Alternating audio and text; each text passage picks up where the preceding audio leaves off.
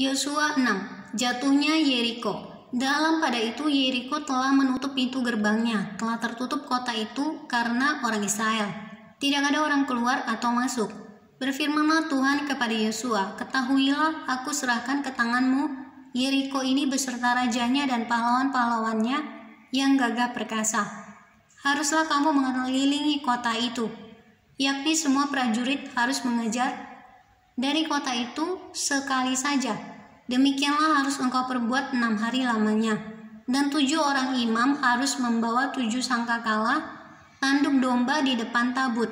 Tetapi pada hari yang ke-7, 7 kali kamu harus mengelilingi kota itu, sedang para imam meniup sangkakala. Apabila sangkakala tanduk domba itu panjang bunyinya, dan kamu mendengar bunyi sangkakala itu, maka haruslah seluruh bangsa bersorak dengan sorak yang nyaring. Maka tembok kota itu akan runtuh. Lalu bangsa itu harus memanjatnya masing-masing langsung ke depan." Kemudian Yosua bin Nun memanggil para imam dan berkata kepada mereka, "Angkatlah tabut perjanjian itu dan 7 orang imam harus membawa 7 sangkakala tanduk domba di depan tabut Tuhan." Dan kepada bangsa itu dikatakannya, "Majulah, kelilingilah kota itu dan orang-orang bersenjata harus berjalan di depan tabut Tuhan." Segera sesudah Yosua berkata kepada bangsa itu, maka berjalanlah maju ke-7 orang imam yang membawa ke-7 sangkakala tanduk domba itu di hadapan Tuhan. Lalu mereka meniup sangkakala, sedang tabut perjanjian Tuhan mengikuti mereka. Dan orang-orang bersenjata berjalan di depan para imam yang meniup sangkakala dan barisan penutup mengikut tabut itu. Sedang sangkakala terus-menerus ditiup. Tetapi Yosua telah memerintahkan kepada bangsa itu demikian, "Janganlah bersorak dan janganlah perdengarkan suaramu sepatah kata pun. Janganlah keluar dari mulutmu sampai pada hari aku mengatakan kepadamu bersoraklah, maka kamu harus bersorak." Demikianlah tabut Tuhan mengelilingi kota itu, mengedarinya sekali saja. Kemudian kembalilah mereka ke tempat perkemahan dan bermalam di tempat perkemahan itu. Keesokan harinya Yosua bangun pagi-pagi, lalu para imam mengangkat tabut Tuhan. Maka berjalanlah juga ke-7 orang imam yang membawa ke-7 sangkakala tanduk domba itu di depan tabut Tuhan. Sambil berjalan mereka meniup sangkakala, sedang orang-orang bersenjata berjalan di depan mereka dan barisan penutup mengikut tabut Tuhan. Sementara sangkakala terus-menerus ditiup. Demikianlah pada hari kedua mereka mengelilingi kota itu sekali saja, lalu pulang ke tempat perkemahan. Dan begitulah dilakukan mereka 6 hari lamanya. Tetapi pada hari yang ke-7 mereka bangun pagi-pagi ketika fajar menyingsing, dan mengelilingi kota 7 kali dengan cara yang sama. Hanya pada hari itu mereka mengelilingi kota itu 7 kali.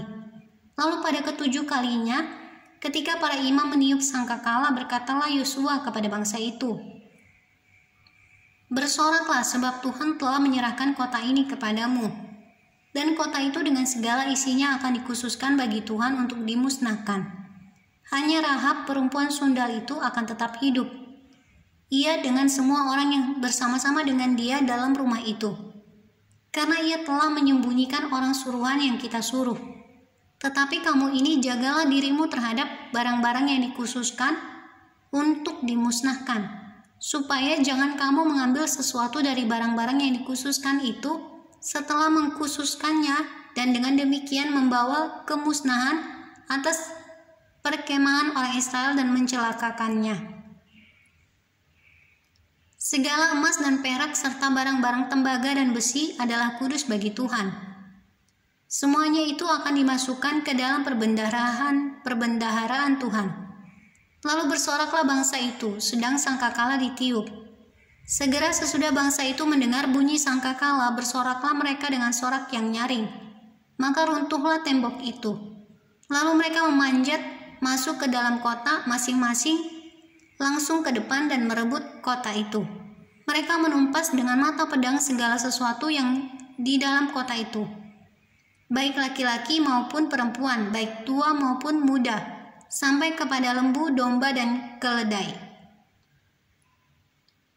Tetapi kepada kedua orang pengintai negeri itu Yosua berkata, "Masuklah ke dalam rumah perempuan sundal itu dan bawalah keluar perempuan itu dan semua orang yang bersama-sama dengan dia, seperti yang telah kamu janjikan dengan bersumpah kepadanya."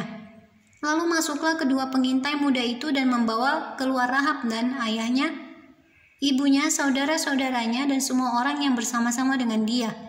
Bahkan seluruh kaumnya dibawa mereka keluar.